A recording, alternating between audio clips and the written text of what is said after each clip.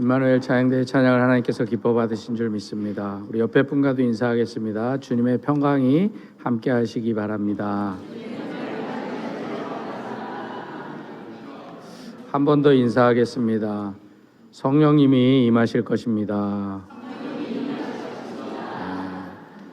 그러니까 예배를 잘 드려야 돼요. 찬양 드릴 때는 성령님이 임하는데 잠깐 딴짓하면 성령님이 옆 사람한테 갈 수가 있어요. 여러분들 예배 잘 드리셔서 성령님이 언제 오실지 모르는데 놓치지 않으시기 바랍니다. 우리 영상으로 예배 드리는 분들과도 인사하겠습니다. 주님의 평강이 함께 하시기 바랍니다. 함께 하시기 바랍니다. 기도하겠습니다. 하나님 감사합니다. 이 아침에도 저희들을 영혼들을 깨워 이전으로 인도하여 주심을 감사합니다. 주의 말씀 앞에 민감하게 반응하는 시간 될 수 있도록 부족한 종의 입술은 가려주시고 오직 주님의 말씀만이 사모하는 심령 가운데 들려지고 반응케 하여 주시옵소서.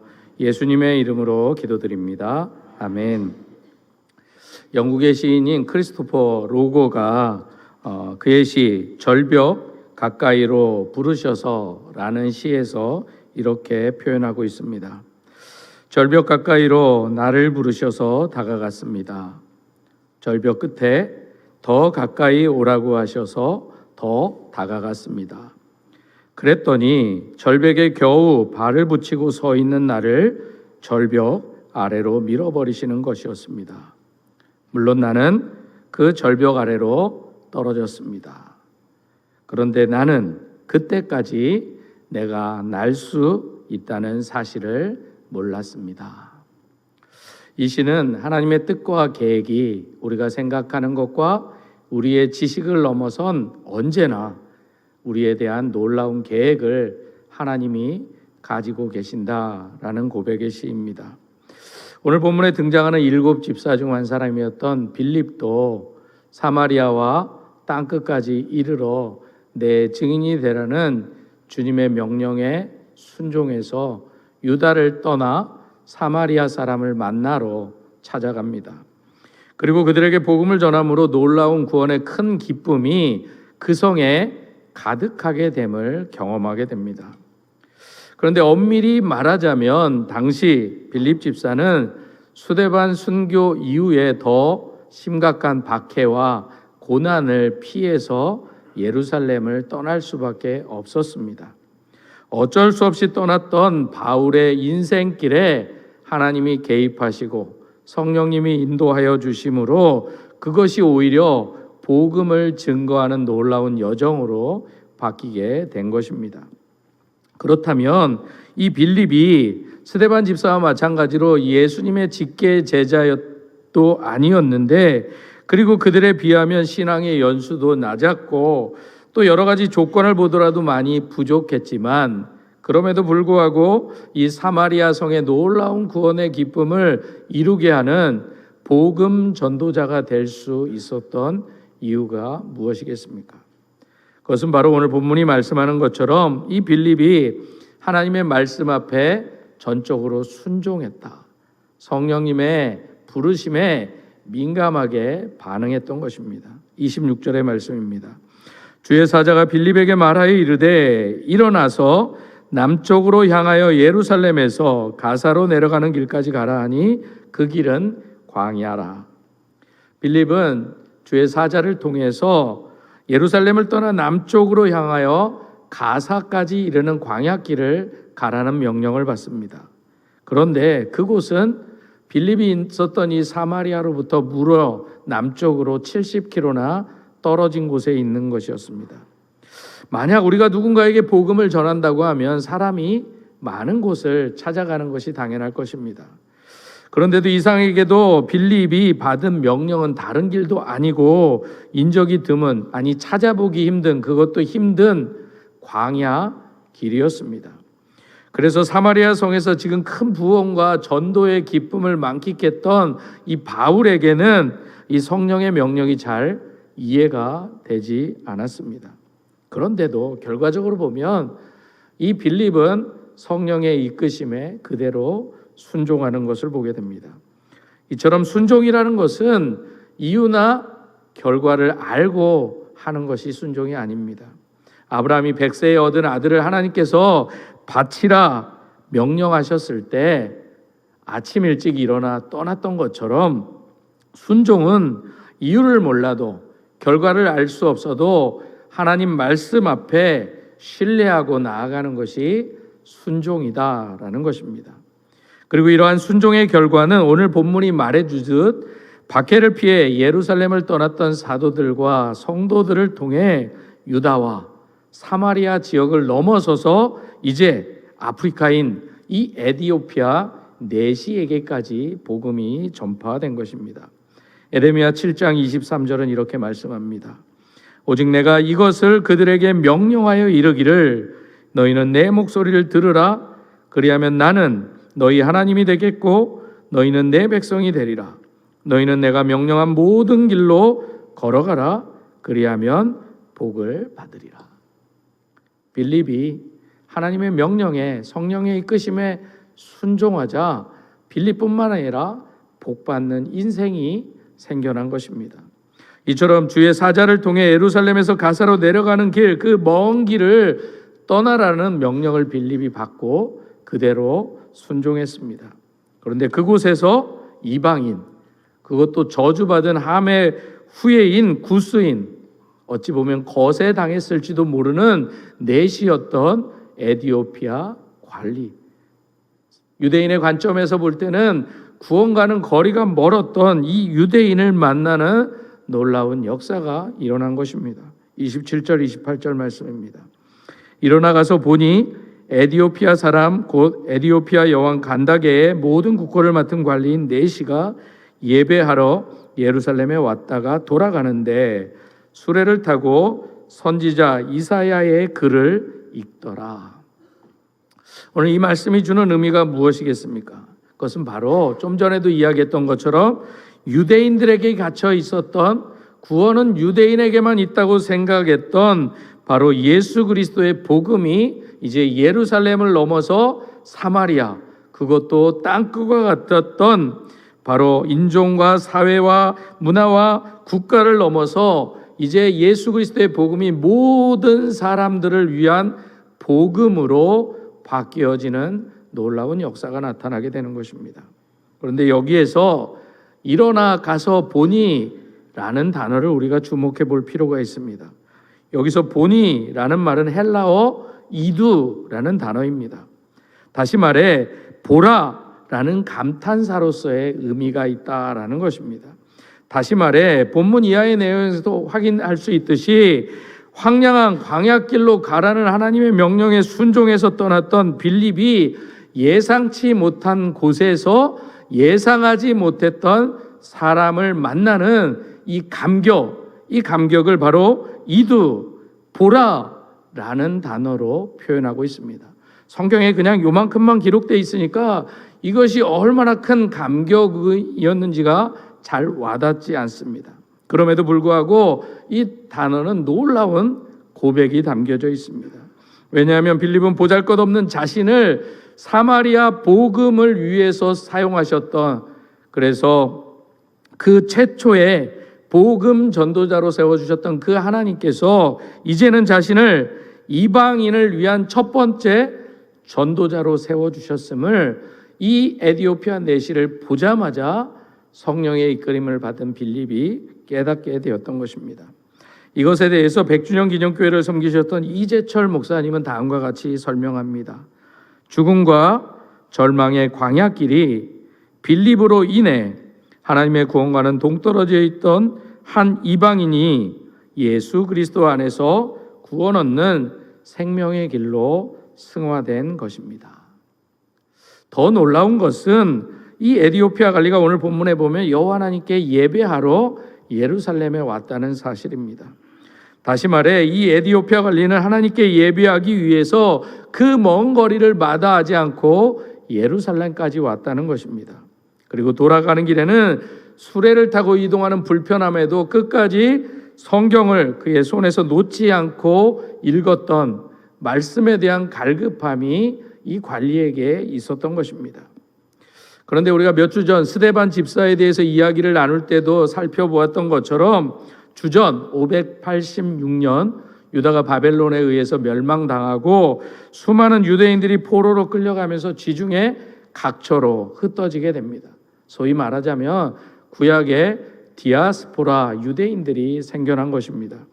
그런데 세월이 지남에 따라 그들의 후손들 중에서는 너무 떨어져 있는 시간이 길다 보니까 자신의 모국어인 히브리어를 알지 못하는 자녀들이 생겨난 것입니다.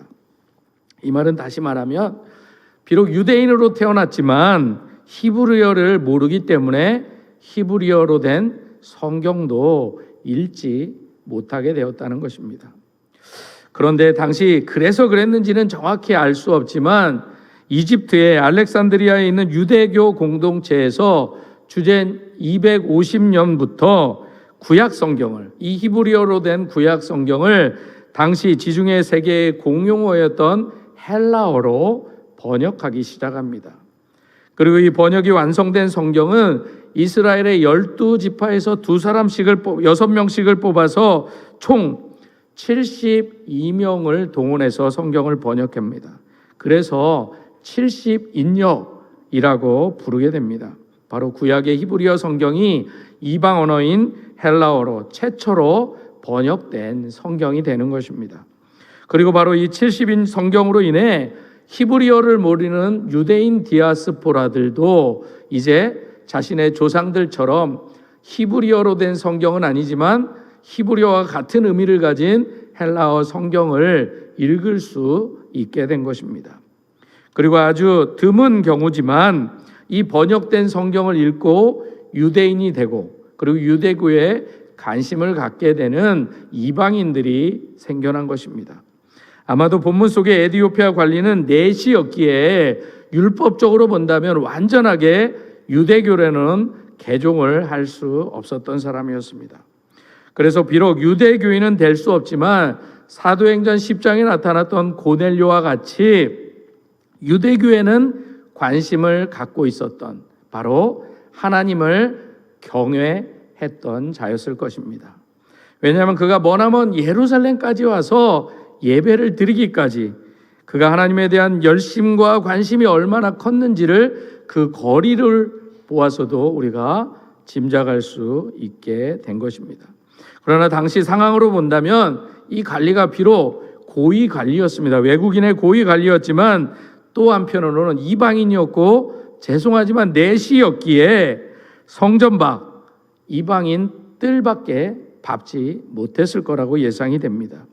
그래서 정식으로 예루살렘 성전에 예배하러는 왔지만 예배는 드리지 못하고 들어가서 예배 드리지 못하고 유대인들과 제사장들이 제물을 바치는 예배를 드리는 그 모습을 멀리서 이 뜰에서 바라보고 돌아가지 않았을까 추측해 봅니다. 그래서 결국 예루살렘을 떠나 가사로 가는 광야길에서 이 수레 안에서 아쉽지만 이 두루마리 성경을 펼쳐 읽지 않았을까? 그 아쉬움을, 그 하나님에 대해서 알고 싶었던 그 열정을 숨기지 못하고 감추지 못하고 성경을 읽었던 것입니다. 왜냐하면 헬라어로 된 이 70인역 성경이었기에 이 에디오피아 관리가 성경을 읽는 것에는 어려움이 없었기 때문입니다. 그럼에도 불구하고 그 내용이 어떤 내용인지를, 성경이 말하는 바가 무엇인지에 대해서는 정확히 알 수 없었던 것입니다. 그래서 지금 성경을 듣고 읽기는 있지만 그 내용을 알 수 없어서 안타까운 마음으로 돌아가고 있었던 것입니다. 그런데 바로 그 순간 빌립이 그에게 다가왔던 것입니다. 29절과 31절의 말씀입니다. 성령이 빌립더러 이르시되 이 수레로 가까이 나아가라 하시거늘 빌립이 달려가서 선지자 이사야의 글 읽는 것을 듣고 말하되 읽는 것을 깨닫느냐 대답하되 지도해 주는 사람이 없으니 어찌 깨달을 수 있느냐 하고 빌립을 정하여 수레에 올라 같이 앉으라 했다라고 성경은 말합니다. 성령께서는 빌립에게 이 관리가 타고 있는 수레에 가까이 다가가라고 명령하십니다. 그리고 빌립은 그 성령의 음성에 따라 그대로 순종해 수레를 향해 달려갑니다. 그런데도 놀랍게도 빌립은 수레에 타고 있었던 이 관리가 성경을 읽고 있는 것을 보게 됩니다. 그리고 다짜고짜 그에게 지금 조금 전 읽었던 그 말씀의 의미를 혹시 알고 읽느냐라고 묻게 됩니다. 그러자 관리는 지도해 주는 사람이 없는데, 어떻게 가르쳐 주는 사람이 없는데 어찌 깨달을 수 있냐라고 대답을 한 것입니다. 이때 그렇지 않아도 말씀의 의미를 알지 못해 답답해했던 이 관리가 빌립이 자신에게 그 의미가 무엇인지를 아느냐라는 것을 묻는 것을 직감적으로 볼 때 기분 나빠하지 않고, 이 사람은 혹시 이 빌립은 이 말씀의 의미를 알지 않을까 하는 생각으로 수레에 오르도록 청했던 것 같습니다. 그런데 여기서 읽는 것을 깨닫느냐? 대답하되 지도해 주는 사람이 없으니 어찌 깨달을 수 있느냐? 이 두 사람의 짧은 대화 속에서 놀라운 진리가 담겨져 있습니다. 그것은 바로 말씀을 읽고는 있지만 이해하지 못해 답답했던 이 관리가 빌립에게 그 말씀을 이해하느냐라고 물었던 것은, 빌립은 그 말씀을 알고 있었다는 의미입니다. 바로 빌립은 그 순간 하나님께서 성령님의 이끄심을 통해서 자신을 70km나 떨어졌던 이 가사의 광야까지 부르신 이유를 깨닫게 되었던 것입니다. 그래서 26절에 설명했던 것처럼 이 상황에 보라라는 단어에 벅찬 감격이 담겨져 있던 것입니다. 그리고 이때 이 관원이 읽었던 말씀이 이사야 53장 7절과 8절의 말씀입니다. 바로 오늘 본문 32절과 33절의 말씀입니다. 읽는 성경 구절은 이것이니 일러스되 그가 도살자에게로 가는 어린 양과 같이 끌려갔고 털 깎는 자 앞에 있는 어린 양이 조용함과 같이 그의 입을 열지 아니하였도다.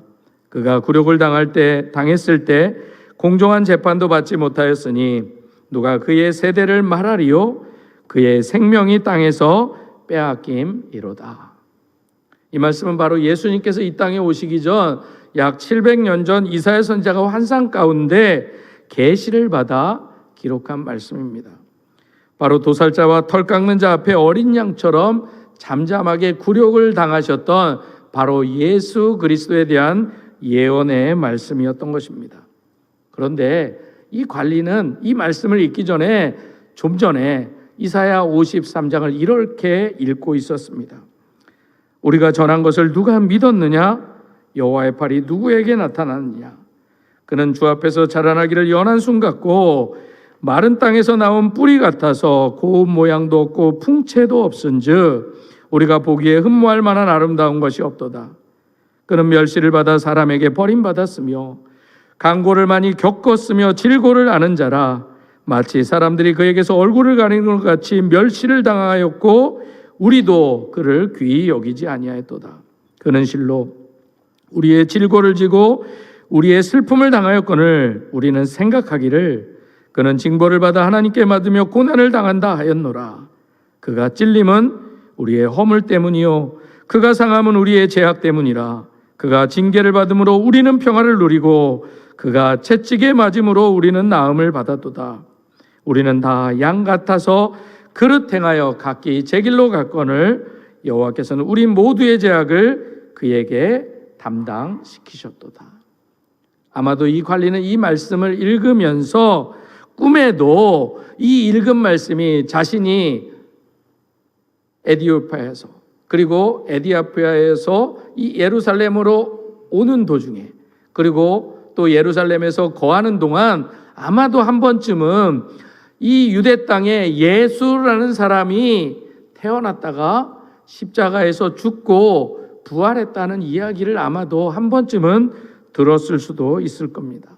그러나 예배를 드리고자 왔던 이 에디오피아 관리도 오늘 그가 읽었던 이 이사야 53장의 말씀이 예수 그리스도를 가르치는지는 정확히 알지 못하고 읽었던 것입니다. 그래서 그는 빌립에게 이 예언이 말하는 사람이 누구냐?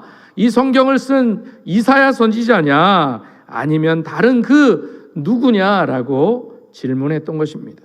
그리고 이 말씀에 대해서 미리 알고 있었던 빌립이 주저하지 않고 대답합니다. 34절과 35절입니다. 그 내시가 빌립에게 말하되 청컨대 내가 묻노니 선지자가 이 말한 것이 누구를 가리킴이냐 자기를 가리킴이냐 타인을 가리킴이냐. 빌립이 입을 열어 이 글에서 시작하여 예수를 가르쳐 복음을 전했다고 말씀합니다.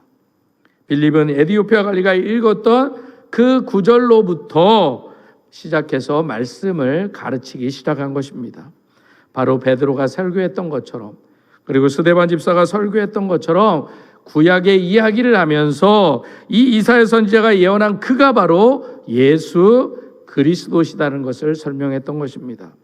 아마도 빌립은 메시아이신 예수님께서 우리의 죄를 짊어지신 어린 양으로 이 세상에 오셨고, 그리고 우리를 위해 십자가를 지셨고 갖은 모욕과 조롱과 저주를 퍼붓는 무리 앞에서 오늘 말씀 속에 등장한 어린 양처럼 잠잠하셨다라고 말씀했던 것입니다. 또한 그 예수님은 십자가에서 죽으시고 사흘 만에 부활하심으로써 우리에게 새 생명을 허락하여 주시고 영원한 삶도 허락하여 주셨음도 가르쳐 주었을 것입니다.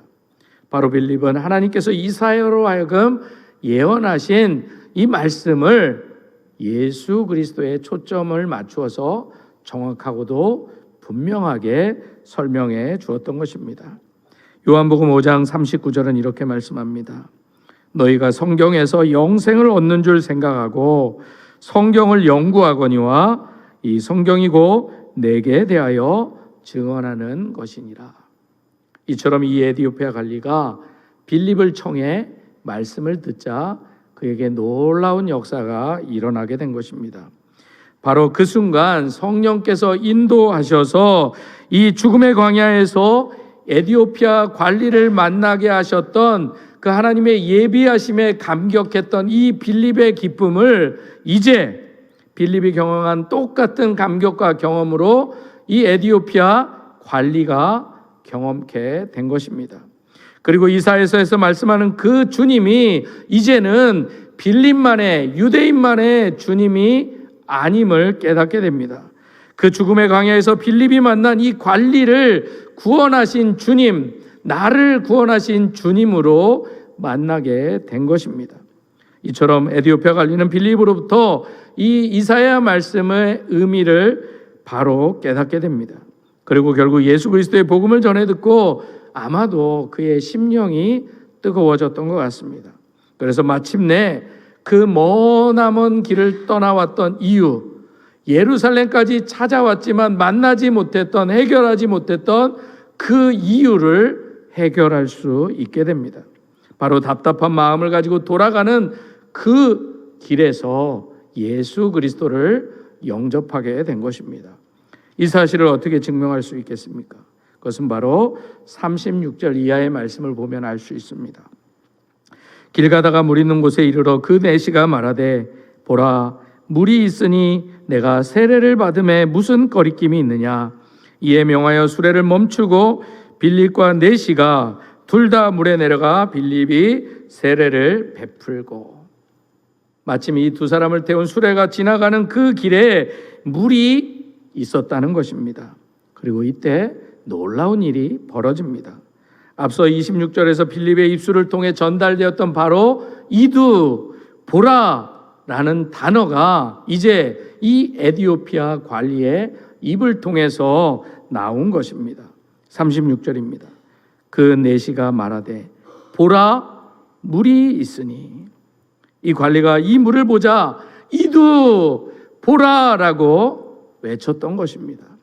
왜냐하면 빌립이 26절에서 광야길에서 이 에디오피아 관리를 만나게 하신 하나님의 예비하심에 두렵고 떨림과 놀람을 담아 이두 보니라고 외쳤다면 이제 이 광야에서 이 관리가 자신을 빌립을 통해서 예수 그리스도를 알게 해주신 그 하나님께서 이제 내가 예수를 믿는다는 증거로 세례받을 물도 예비하셨음을 깨닫고 이두 보라라고 외칠 수 있었던 것입니다. 그래서 가는 길에 물이 보이자 구원받은 감격을 주체할 수 없어서 빌립에게 세례를 요청했던 것입니다. 그리고 그가 외쳤습니다. 보라, 물이 있으니 내가 세례를 받음에 무슨 꺼리낌이 있느냐. 이 관리가 즉각 수레를 멈추고 빌립과 함께 물 있는 곳으로 가서 세례를 받게 됩니다. 이 시간 예배하는 여러분 가운데도 이러한 놀라운 이두의 보라의 고백이 넘쳐날 수 있기를 소망합니다. 매일매일 삶을 살아가는 동안 하나님께서 나의 삶을 인도하시고 예비하심을 여러분들의 눈으로 보고 고백할 수 있는 그 이두의 감격이 여러분들 안에 회복되기를 소망합니다. 그런데 여기서 우리가 잠깐 한 가지를 살펴보고 넘어가야 됩니다. 바로 36절 다음 구절인 37절 성경에 보면 괄호 속에 없음이란 두 글자 외에는 아무것도 쓰여져 있지 않습니다. 잘 알고 있는 것처럼 그 대신 아라비아 숫자로 각주 번호가 붙어 있습니다. 그리고 아래쪽 줄안에 보면 이렇게 기록이 되어 있을 것입니다. 어떤 사본의 빌립이 이르되 네가 마음을 온전히 하여 믿으면 가하니라. 대답하여 이르되 내가 예수 그리스도께서 하나님의 아들인 줄 믿노라. 이 말이 있다라고 기록이 되어 있습니다. 한마디로 말해 이 에티오피아 관리가 빌립에게 세례받기 전 이 둘 사람 사이에 우리가 세례받을 때 행했던 것처럼 문답의 예식이 있었다는 의미입니다. 그런데도 우리가 지닌 성경에는 그 구절을 제외하고 있습니다. 그런데도 초대교회 문헌에 따르면 복음이 이방인들에게 전파되고 그들이 예수를 믿고 언약 공동체 안으로 처음 들어올 때 행했던 새 언약의 징표인 이 세례받기 전에 꼭 해야 될 것이 바로 신앙 고백을 반드시 묻는 절차가 있었다는 것입니다. 그것만 보더라도 빌립이 관리에게 세례를 부기 전에 오늘 줄안에 있는 것처럼 서로에게 신앙 고백이 있었음을 짐작할 수 있습니다. 어찌 됐든지 간에 오늘 빌립이 이 에티오피아 관리에게 베푼 이 세례는 2000년 교회 역사상 이방인이 최초로 세례를 받는 예수를 믿는 놀라운 역사적 사건이었습니다. 만약 빌립이 주님과 성령님의 인도하심 앞에 이끄심 앞에 불순종했다면 자기의 생각을 드러내고 주저했다면 결코 일어날 수 없는 생명의 역사였던 것입니다. 그래서 빌립이 에티오피아 관리에게 세례를 주는 과정 속에서 우리가 한 가지 놓치지 말아야 할 것이 있습니다. 그것은 바로 하나님의 예비하심이 두 사람과 늘 함께 했다라는 것입니다. 하나님께서는 빌립을 광야길로 보내실 때 빌립이 복음을 전해야 할 사람 에티오피아 관리를 예비해 놓으셨던 것입니다. 그리고 이제는 예수님을 영접할 에티오피아 관리를 위해서 그가 세례받을 물도 준비해 놓으셨던 것입니다. 이미 앞에서도 언급했듯이 이 관리에는 하나님께 예배하려고 그 먼 길을 마다하지 않고 예루살렘 성전까지 찾아왔습니다. 그렇지 않고서야 예루살렘까지 그가 찾아올 이유가 없었던 것입니다.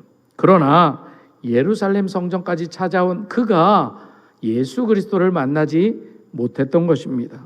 왜냐하면 그는 이방인이었기 때문입니다. 바로 이방인이라는 이유만으로도 예루살렘 성전에 들어가지 못했고 예수가 누구인지에 대해서도 가르쳐 주는 사람이 없었던 것입니다. 그래서 이 관리가 예루살렘까지 와서 확인했던 것은 단 한 가지였을 것입니다. 바로 유대교를 통해서는 이방인 자신은 결코 유대인들이 주장하는 구원은 받을 수 없겠구나. 구원은 유대인에게만 있는 것이구나. 그 한 가지를 확인하고 돌아갈 뿐이었다는 것입니다. 그래서 그는 하나님에 대한 갈급함으로 왔지만 하나님에 대한 궁금함을 더 간직한 채 돌아가야만 했던 것입니다. 그러나 하나님께서 살아 역사하시기에 하나님께서는 이 관리의 마음을 꿰뚫고 보셨던 것입니다. 그래서 하나님 보시기에 이 관리에게 가장 적당한 때, 마치 요한복음 4장에 예수님께서 사마리아 여인 한 여인을 만나고자 먼 길을 돌아 사마리아로 가서 그 여인을 만나 주셨듯이 사마리아에서부터 먼 길을 빌립을 걷게 하셔서 이 사람을 이 에디오피아 관리를 만나게 하셨던 놀라운 은혜를 이 두 사람에게 경험케 하셨던 것입니다. 그래서 오늘 본문은 세례받은 이 관리가 기쁘게 길을 떠나게 되었다라고 말씀합니다. 39절입니다. 둘이 물에서 올라올 새 주의 영이 빌립을 이끌어 간지라 내시는 기쁘게 길을 가므로 그를 다시 보지 못하니라. 여기서 중요한 것 한 가지, 또 이때도 빌립이 성령님의 이끄심을 받았다는 사실입니다. 그래서 두 사람이 이제 서로 다시는 볼 수 없게 되었습니다. 그러나 이 관리는 하나님의 자녀가 된 기쁨으로 그가 품었던 궁금증을 해결하고 돌아갈 수 있었습니다. 그리고 빌립은 또 다른 순종의 열매를 찾아 성령의 이끄심을 따라 순종의 복음 전파의 여정을 다시 시작합니다. 그런데 만약 빌립이 그곳에서 계속 이 관리와 동행했다면 어떠한 일들이 벌어졌겠습니까? 아마도 큰 은혜를 입은 이 관리가 빌립을 그냥 두지 않았을 것입니다. 이처럼 빌립을 통해 복음이 전파되고 놀라운 역사가 일어난 것은 분명 사실이었습니다. 그러나 하나님께서는 성령을 통해 빌립은 하나님께 단지 쓰임받는 도구임을 분명히 하고자 했던 것입니다. 빌립보서 2장 13절은 이렇게 말씀합니다. 너희 안에서 행하시는 이는 하나님이시니 자기의 기쁘신 뜻을 위하여 너희에게 소원을 두고 행하게 하시나니. 우리 안에서 행하시는 분은 하나님이시기에 하나님만 홀로 영광 받으셔야 된다라는 것입니다. 우리는 예수를 믿고 구원받는 기쁨으로 살아가는 것이지 우리가 예수를 믿고 다른 사람들에게 하나님의 영광을 가로채워서는 안 된다라는 것입니다. 그래서 오늘 본문은 이렇게 끝을 맺습니다. 빌립은 아소도에 나타나 여러 성을 지나다니며 복음을 전하고 가이사라에 이르니라. 빌립은 성령의 이끄심을 따라 아소도로 가게 됩니다. 그리고 빌립은 아소도에서 시작해서 여러 성을 다니며 복음을 전했고 결국 가이사라에서 정착하게 됩니다. 이후 빌립의 모습은 바울이 3차 전도 여행을 마치고 예루살렘으로 돌아가기 전인 사도행전 21장 8절에 딱 한 번 등장합니다. 이튿날 떠나 가이사라에 이르러 7 집사 중 하나인 전도자 빌립의 집에 들어가서 머무느니라. 사랑하는 성도 여러분, 사도행전 21장 8절은 빌립이 사마리아 성으로부터 가이사라에 이르기까지 긴 시간 성령이 이끄시는 대로 순종하여 복음을 전했음을 간단하게 한 문장으로 표현하고 있습니다. 긴 시간 성령의 이끄심을 받았던 복음을 전했던 빌립의 인생을 한 문장으로 끝을 맺어 버린 것입니다. 그리고 그것을 증명해 주듯 3번의 절체인 선교여행을 마친 사도 바울 일행이 예루살렘을 거쳐 로마로 향하기 위해 가이사라에 도착했을 때 바울 일행이 이 집에 빌립의 집에 머물렀다라고 기록하고 있습니다. 사랑하는 성도 여러분, 사람이 어떻게 해야 거듭날 수 있습니까? 라는 질문을 가졌던 니고데모에게 예수님은 세례와 성령의 은총으로 가능함을 깨닫게 해주셨습니다. 다메섹 도상에서 사도 바울을 만났던 주님은 당신은 누구십니까? 라는 사도 바울의 질문에 예수 그리스도가 자신의 주인 되는 삶으로 바뀌어지는 놀라운 은혜를 경험하게 됩니다. 베드로의 설교를 듣고 양심의 찔림을 받은 사람들이 우리가 어찌할꼬? 라는 질문을 통해서 회개함을 받고 제사함을 통해 성령의 선물을 받게 된다는 해답을 얻으면서 초대교회는 시작되었습니다. 오늘 본문의 에디오피아 관리는 이방인이라는 이유만으로도 좌절된 구원의 기쁨만을 가지고 살아야 했습니다. 그런데 하나님께서 사마리아로부터 보내주신 빌립을 통해서 좌절된 구원의 기쁨이 그 안에서 회복됨을 경험합니다. 그런데 하나님께서 오늘도 여전히 당신의 택한 백성들을 통해서 빌립을 이어 이 일들을 우리에게 계속 하고자 하신다는 것입니다. 그래서 오늘 우리가 하나님의 예비하심과 성령님의 인도하심에 온전히 순종해 복음을 전해야 될 이유가 바로 여기에 있습니다. 혹시 내 믿음 하나 지키기도 힘들고 내 삶의 문제에 허덕이면서 또 바쁘다는 핑계로 하나님께서 말씀하여 주시고 보여주시는 영혼에게 복음을 전하는 전도의 기회를 꺼려하고 계시는 분은 없으십니까? 그렇다면 오늘 빌립의 순종과 이 에디오피아 관리의 갈급함, 이 두 상황을 성령으로 이끌어 주신 그 하나님을 여러분들이 다시 만날 수 있기를 소망합니다. 그리고 이 모든 것이 순종에서 시작됨도 깨달을 수 있기를 바랍니다. 따라서 오늘 우리에게 무엇보다도 필요한 것은 말씀에 대한 순종입니다. 우리가 그렇게 순종할 때 하나님의 나라가 확장되는 귀한 일에, 그 영광된 일에 우리가 사용될 수 있습니다. 오늘 성경은 우리에게 빌립이 성령의 인도하심대로 순종하며 복음을 전했음을 말씀해 줍니다. 그리고 복음에 헌신된 빌립의 발걸음은 멈추지 않고 계속 되었습니다. 그런데 오늘 결론은 아니지만 언젠가 이 이야기를 다시 할 시간은 있겠지만 빌립은 딱 여기까지였습니다. 빌립은 더 이상 나아가지 못했습니다. 그렇게 복음에 헌신했던 빌립이 사도 바울이 예루살렘으로 돌아가고자 할 때 만류했습니다. 성령의 이끄심 앞에 빌립이 순종하지 못했습니다. 그럼에도 불구하고 그는 가는 곳마다 부흥의 놀라운 역사를 이루셨습니다. 사랑하는 성도 여러분, 여러분들은 성령의 이끄심을 받아 감격했던 것이 언제까지입니까? 지금도 여전히 감격하고 계십니까? 혹시 빌립처럼 그렇게 긴 시간 복음에 성령에 민감하게 움직이고 반응했는데 21장 8절에 멈추었던 빌립의 인생이 여러분들의 인생은 아니신지, 딱 여기까지인지, 더 이상 나아가고 있지 않는지 여러분들의 삶을 돌이켜보기를 소망합니다.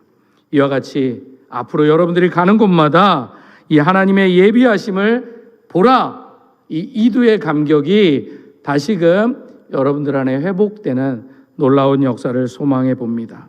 그리하여 성령의 이 예비하심의 역사가 우리를 통해 만나고 보게 하여 주시는 사람들에게 때를 얻든지 못 얻든지 예수 그리스도의 복음을 증거하며 맛보는 그 성령의 이두의 감격을 맛보는 여러분 모두가 되기를 주님의 이름으로 축복합니다.